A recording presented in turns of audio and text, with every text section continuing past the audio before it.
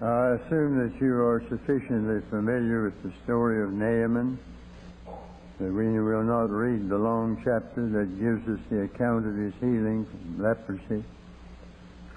But I would have you to note that the prophet said, "Go and dip 7 times in Jordan." And then in John 9:7, the Lord said to the blind man, "Go wash in the pool of Siloam." And then in Acts 8:25, the angel said to Philip, "Arise, go toward the south, the way that goeth down from Jerusalem unto Gaza, which is desert." When Naaman came to country, he healed his leprosy. It was a strange contrast.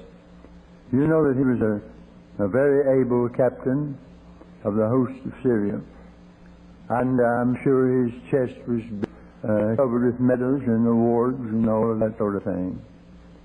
But when he took off his uniform at night and looked at that decaying body of his, there wasn't a soldier in the outfit who would have swapped skins with him because he was a leper. And so there are men today in high position, not with this leprosy, but one far worse, the leprosy of the soul. And there was a little girl, a captive girl, staying in the home of Naaman, and said, "Oh, would God that he could go to the prophet and he'd be healed." And she must have been a fine little girl, because they took seriously what she said, and they organized a procession, and it was quite an entourage of soldiers and a lot of money and everything else they thought would do the thing. That's the way this poor world always gets ready to try to get through to God, you know. Never does make it that way, because that's not the way you get through. Well, he took off anyhow and got to Elisha's home, and Elisha didn't even bother to go out to see. He said, "Go wash in Jordan." And that offended Naaman very much. I'm sure he said, "Who does he think he is? Who does he think I am? And dip in Jordan, that muddy creek, when we've got Abana and Pharpar up in Samaria, sure enough rivers." And he was about to leave in quite a fury, when the boy said, "Well, now, if he'd asked you to do some big thing, you'd have done it. It's worth a try." So he went down and up and down and up and down and up, and by the time he came up 5 times, nothing had happened. And the boys were beginning to think, I believe the general's been took. But there were 2 more dips. Friend, it's that last dip in Jordan that does it. It's the 7th dip in the Jordan of complete obedience. I don't believe that Naaman would have been healed if he hadn't dipped in Jordan. That was part of it. That's faith and works. And there was faith there, but enough to get going and do something about it. And then I think about the blind man, on whose eyes Jesus put the clay and said, "Go wash in the pool of Siloam." Old John McNeill, the great Scottish preacher, contemporary of Moody, had a terrific sermon on this subject.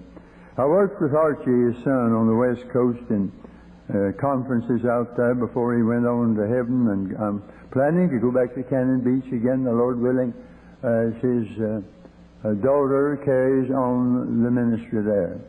But the great grandfather of this girl used to say, "I." And some of you have had the mud applied, and you've had the mud applied, and you've heard sermons and sermons and sermons, and you've never been to the pool of Siloam. You've never done the next thing, and you're blinder than you ever were.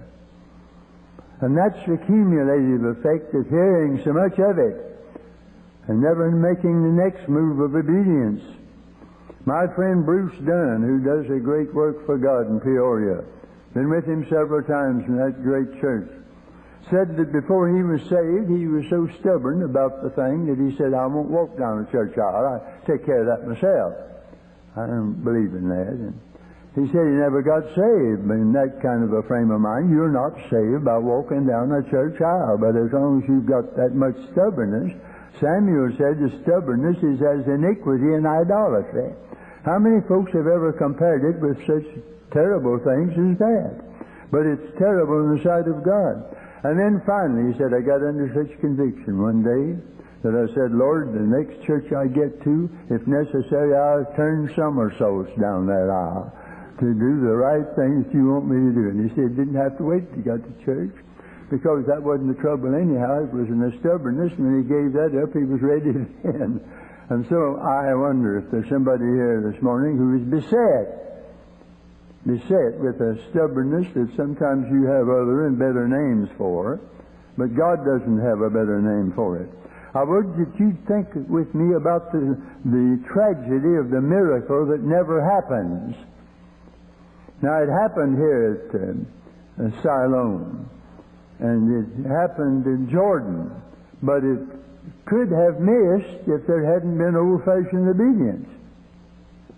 And God spoke to Philip and said, now, you've had a great evangelistic campaign over there and made quite a preacher out of you, and he was on the very verge of fame with all that glory from that great working of God. And I said, I want you to take off down this desert road, the most desolate-looking thing on the face of the earth, that I've got arrangements made. There's some reason for it, but you never would have thought so if you had been like some others have been about taking off such roads. But thank God, Philip didn't realize that where there's an evangelist at this end of the road, there's a eunuch at that end of the road waiting to get saved, and so he took off in that direction.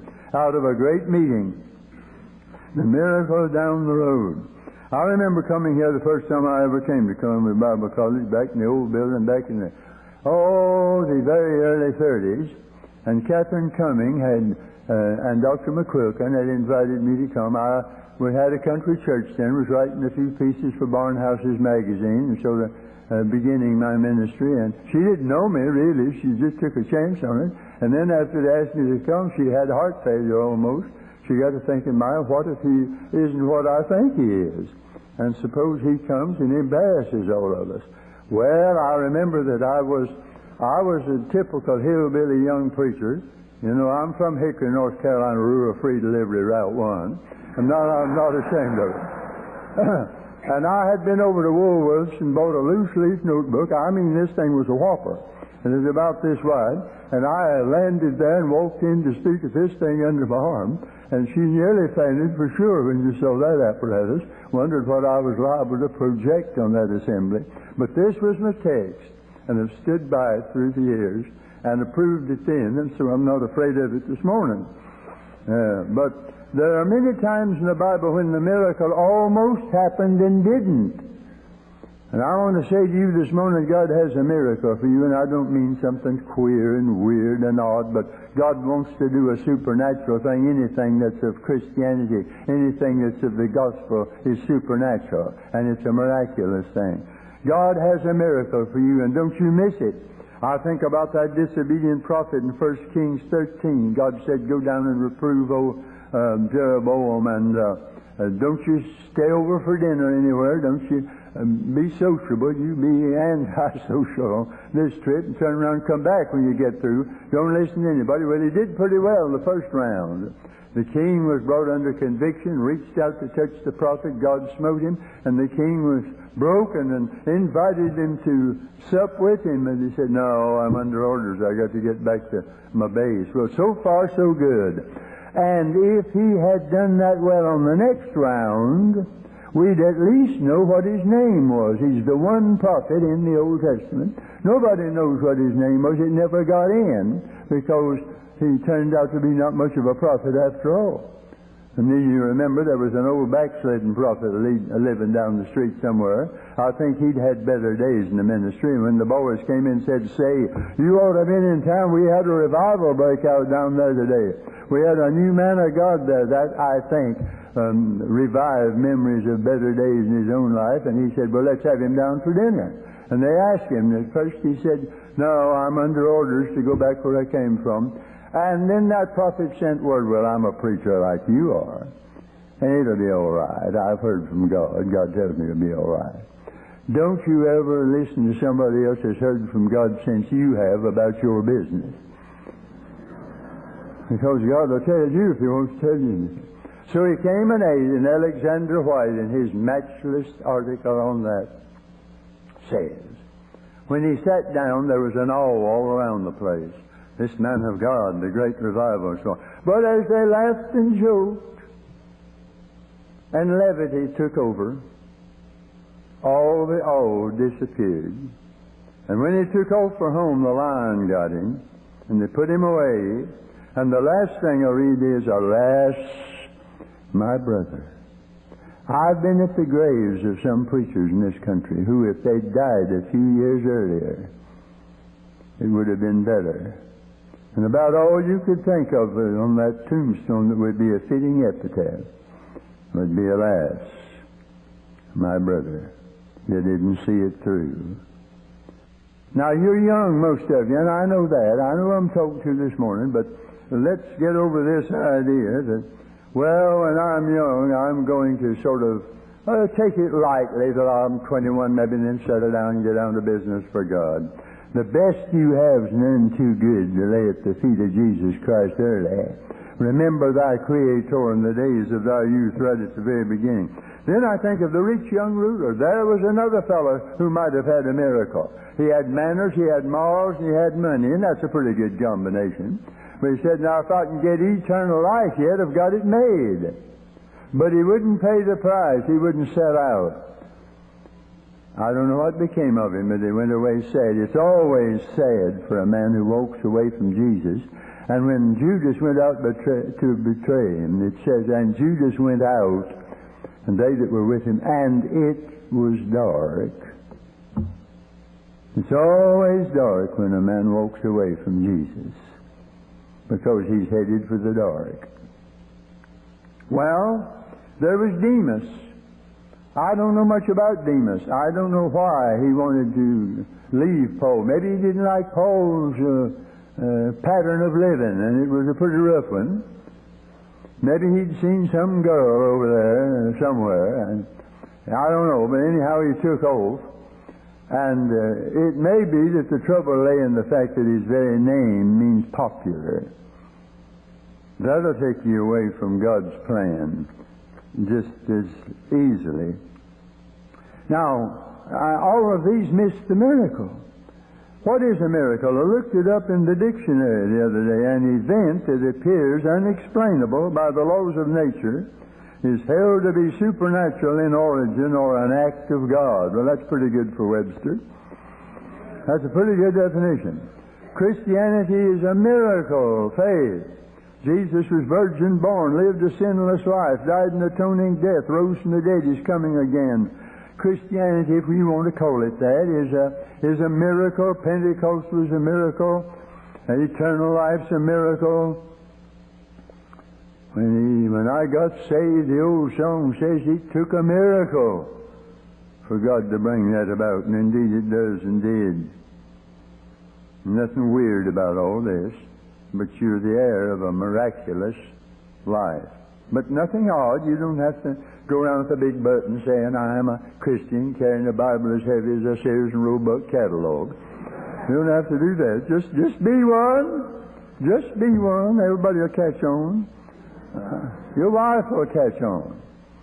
And when she does, well, that's pretty good evidence. But the word will get around. The children will catch on. Everybody will find it out. You don't have to advertise it, not that way. But today churches are filled with what ought to be miracle Christians, and they're make-believe Christians. We never can prove the delights of His love. It's all on the altar we lay for the favor He shows and the joy He bestows for those who will trust. And then go to Jordan, and then go to Siloam, and then take off down that desert road. Have you missed your miracle up to now? Oh, you got saved. Well, that was a miracle, but what about since then?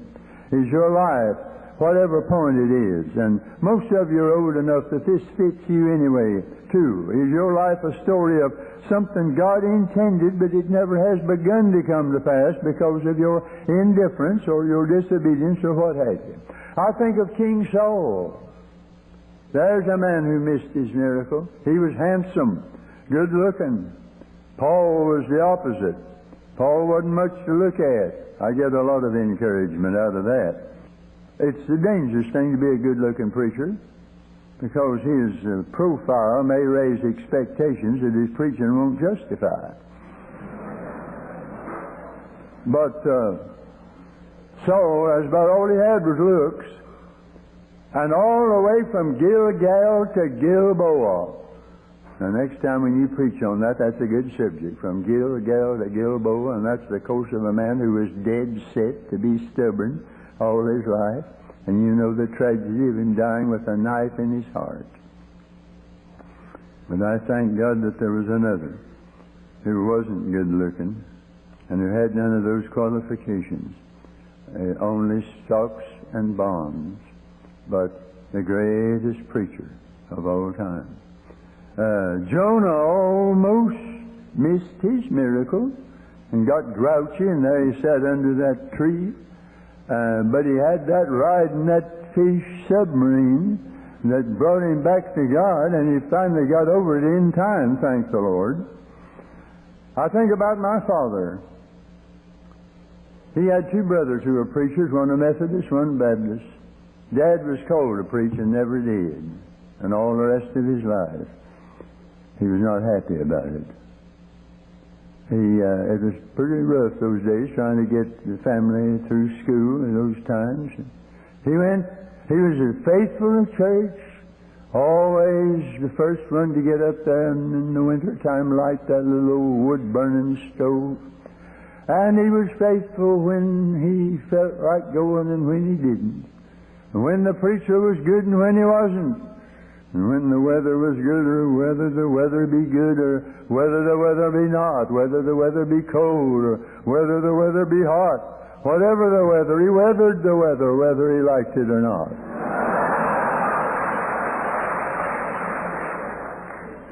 He was there. But all of my boyhood days, I had before me the spectacle of a man who was doing second best and missing the main thing. When I started out as a kid to preach, he was so happy, but he didn't make a preacher out of me. People said, he's just trying to live over in the boy and all that sort of thing. And he encouraged me. We didn't have much money. He bought what books he thought might help me. And yet, the superintendent of Sunday school for years and years, they did the next best thing. But he missed the main thing. And I almost did it myself. I started out as a boy, and there came a time later on after World War I when new ideas were sweeping the country, but I became infatuated to some extent with some of the new liberal ideas. My heart grew cold, the fire went out of my bones, and people were asking what became of the boy preacher. And there were several lean, lone years, oh, God forgive them, mark them off the book of remembrance.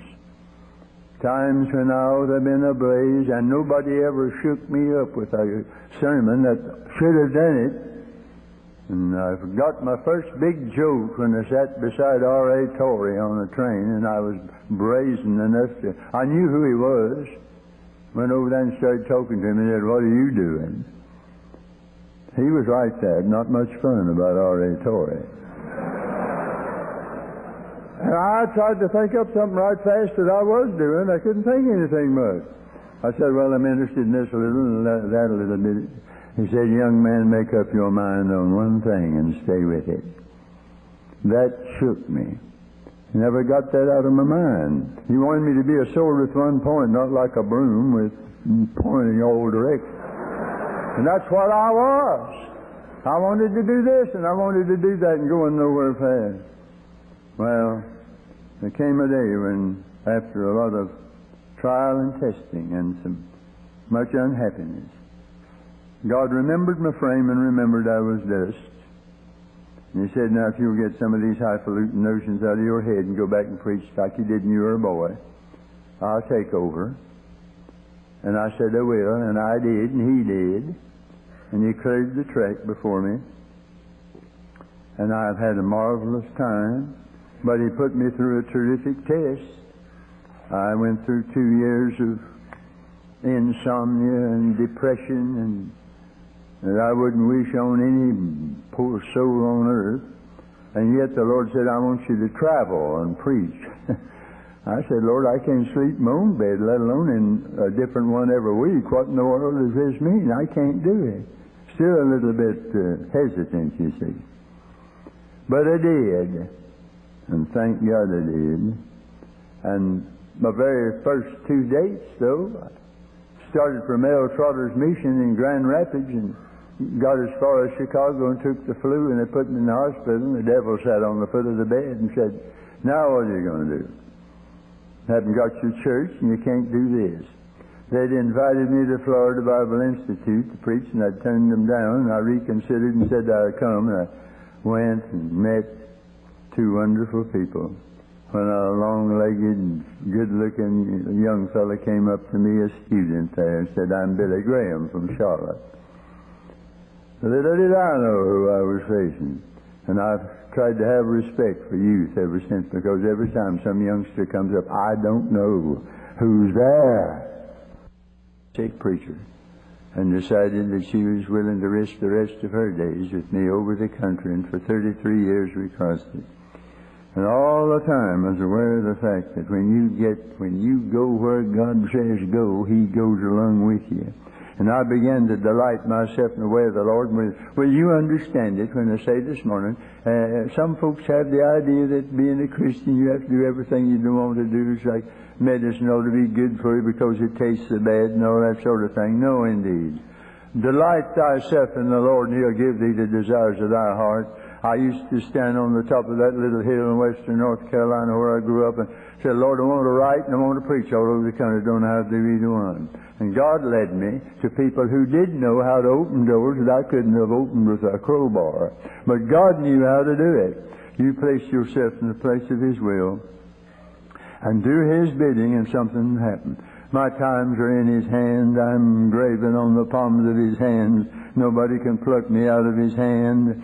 Well, you say that's living from hand to mouth. Yes, His hand in my mouth. Thank God. The devil told me when I started out, if you preach like this, you will starve to death. And from the way I look, you may think the devil is right. But I'm doing all right. I'm getting along all right. Been fed well here this week. Oh, I'm having the time of my life. Now, I call that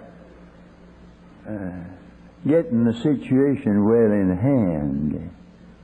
My times are in His hand. You be sure you do that. Oh, that thou wouldst hearken to my commandments. Then had thy peace been as a river, and thy righteousness as the waves of the sea. We've got a little chorus. I've got peace like a river in my soul. You know how to get it? Hearken to His commandments. That's the only way to have it. Go where He says go. I think of Grandpa, who frequently took his little grandson little trips over the neighborhood.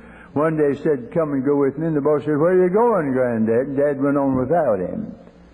Came back and the kid said, why didn't you take me? Because you asked where you're going. He said, if you had wanted to go, it wouldn't have mattered where I was going. When Jesus calls you, don't you say, now, Lord, what's going to be the retirement benefits in this deal? And am I going to make the front page and so on? Whenever He says, then you start singing, anywhere with Jesus I can safely go. Anywhere He leads me in this world below. It may not be on the mountain height or over the stormy sea. It may not be at the battle's front. The Lord will have need of me. But if by a still small voice He calls to paths I do not know, I'll answer, dear Lord, with my hand in thine. I'll go where you want me to go. Paul Lawrence Dunbar, that great black poet, put it so well. One day the Lord had a job for me, but I had so much to do. I said, you get somebody else to wait till I get through. I don't know how the Lord made out, seemed to get along. But I felt kind of sneaking like, because I knew it had done him wrong. One day I needed the Lord myself, needed Him right away. Never answered me at all. I could hear Him say down in my accusing heart, I got too much to do. You go get somebody else to wait till I get through. Now when the Lord has a job for me, I never tries to shirk. I drops the work I has on hands and does the good Lord's work. And my affairs can run along or wait till I get through, for nobody else can do the job that God's marked out for you. If you've missed the miracle in the past, get in the light of it. Do what comes supernaturally. We have a saying, I'm doing what comes naturally, but I was with Lynn Turner down in Merritt Island some time ago in a great church in a meeting there, and I preached along this line. He said, I'm going to preach next Sunday morning on doing what comes supernaturally. But that's what a Christian ought to do. Something you can't do. Only power from on high can do it. I think of John Bob Riddle. Now he's out in conference work. Quit school. Fooling around, he said, and he got hold of a little book of yours that jarred me loose. A Christian lady gave it to me. And I turned around. And I was pastor for years in a great church in Birmingham, and now out on the road for Jesus Christ. If I could stir up somebody here that's almost out of heart here this morning, get on your knees and say, Lord, of the years that are left to me, I give them to thy hand. Take me and make me and mold me to the pattern that was planned. When God says go, don't you ever say no. Because if you say no, the next word will be woe. But if you say I'll go, the next word will be lo. I am with you all the days, even unto the end of the age. You see, Gideon almost missed it. There he was beating out a little wheat and land under a foreign power. And all at once an angel showed up. No, you don't see angels every day in the week. But the angel said, I've come to commission you to deliver the people. He said, if God's for us, where be all the miracles that our fathers told us of? We had one standing right in front of him. And he was so low he didn't know a miracle when he saw one. Now you can get in a fix like that. You say, well, where are the miracles? They're all in the Bible. I don't know much about this miracle business. Well, if you're a Christian, you're a miracle. And why don't you have some more? Now this will do for all ages, whether you belong to the Pepsi crowd or the Geritol crowd. It belongs to everybody. You're all in it. I want to say to you, young people, don't take that attitude, well, I'm going to have my fling, or take it easy and not take too seriously even Christian work. I've got to be young, yes, you have. But listen, how much time have you got left? Can you tell me kindly? The graves in the cemetery are all sizes. All kinds are going. My father spoke to a boy out in the country years ago about his soul. And he said, well, Mr. Havner, I'm a young man. I've got a lot of time to go. And Dad didn't like that kind of talk, so he answered with something that's not in any books on doing personal work. But it jarred him loose, and it did the work. He said, you sound like a man in the Bible God called a fool. And that rich young ruler, and then the Bible calls him that. And do you know, 2 weeks later, that fellow came walking down a church aisle to join the church, and they said, what brings you here? He said, it's that man Mr. Havner told me about that became a fool. I guess he decided he didn't want to be the next fool along in that procession. So it worked anyhow. Maybe it's a good thing. Put it in the personal workbook. And if you're middle-aged, the cares of this life, worldliness. We have a funny idea that worldliness is confined to dancing and smoking and cussing and all these other things that are commonly associated in preacher sermons on worldliness. Most of them miss it a mile. They are worldliness, of course. But worldliness is being taken up with this age. And you may be perfectly hard-working and honest and all the rest of it and be just as worldly in the sight of the Word of God as some young blade on a dance floor at 2 in the morning if you're living without God. God doesn't figure in your life. What did Jesus say would be the signs when He returns? Well, they'll be eating and drinking, marrying and giving in marriage, buying and selling, planting and building. What's wrong with that? Nothing. Unless it's all you do. And if you do only that and God isn't in it, you are a worldling, because that's of this age. And if there's somebody else here besides myself who belongs to the older category, I get after the old folks sometimes. I'm one of them, you know. I can talk to them pretty much like I please these days. I can live with my bifocals. My dentures work just fine. I can live with my arthritis, but I sure do miss my mind. I tell them that. I said, now I know you're in that fix, but I get over this business of saying, well, nothing for me to do from now on, just wait till the undertaker comes. Get over that. You're here yet, aren't you? And if you were lying in a bed sick, you could put up a few prayers for somebody else. Don't retire ahead of your time. Let God tend to that. No preacher's got any business doing his own retiring anyhow. I think of that old man who was getting ready to take a trip around the world, 90 years old. A friend went over to see him off at the airport and said, I'll try you just out and do this. Well, I may never see you again. I tried, he said, you may be dead when I get back. That's the spirit. We have a man in Greensboro. Had a man there who nearly all his life, he almost missed it completely. Dr. Raymond Taylor, head of the drama department at the University of North Carolina, across the street from where I live. One of the buildings named for him. A Harvard man, a brilliant man, so versed in literature, I like to hear him recite any of it. But he didn't know Jesus, and for 70-odd years he was an infidel. And then one night he got saved in the middle of the night, all alone in his room, came down the steps next morning to his wife, who'd been praying for 45 years. He'd be a Christian. He said, I'm going to church with you tonight. And although she'd prayed for 45 years to that effect, she almost fainted because it was such a shock. But he became a deacon in the First Baptist Church. And he made the most of the remainder. Everywhere he went bragging on Jesus. Just simple as a child at heart, with all his brilliance. And you know, I've often said the happiest fellow in the world is a young preacher before he's met too many Bible scholars. And he hadn't met too many yet. He just went around believing on God and in Jesus. He had plenty in his head, but now he had it in his heart, and he was Matthew 18:3. All out, except you be converted and become as a little child. That was his second childhood, sure enough. Well, you want to get into that. When Jesus fed the multitude, they had some left over, you remember? I've often wondered what Jesus did with those basketfuls of leftovers. And that doesn't mean the crumbs that fell around on the ground, but the original pieces of and used at the start. The others had used most of it, but there was some left over. I was at Founders Week at Moody a year ago, and with this great crowd in Torrey Gray Auditorium, the students all over here, up and down on the side.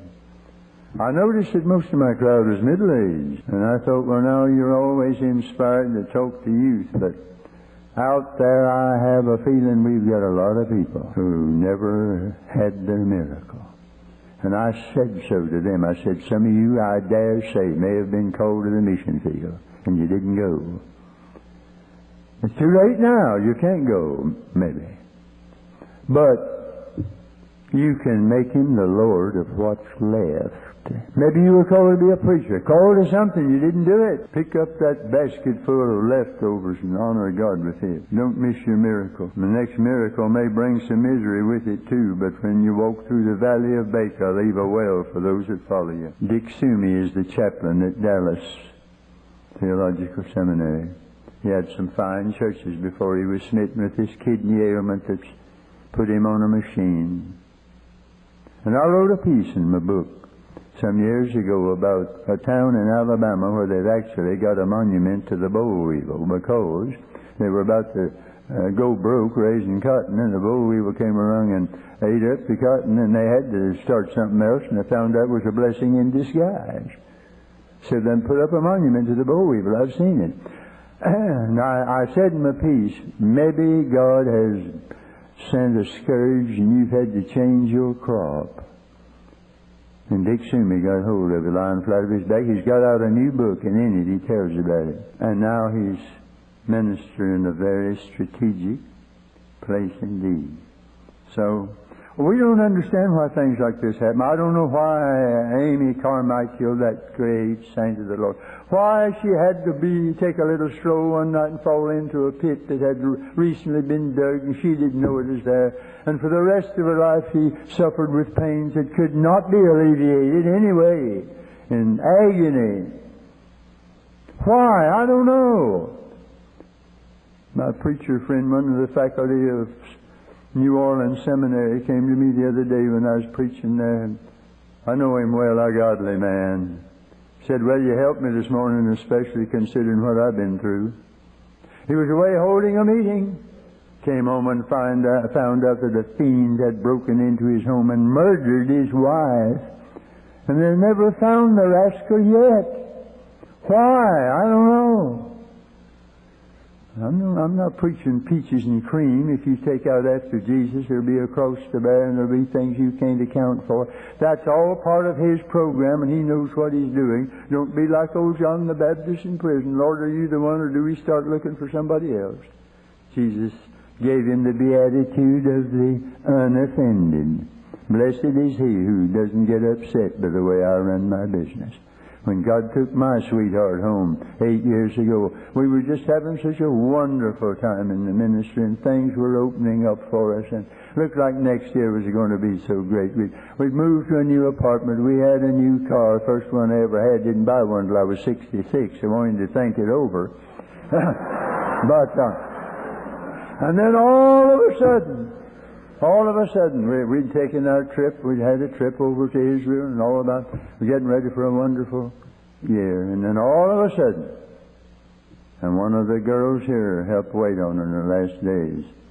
And I've talked with Becky, and I remember those 8 days.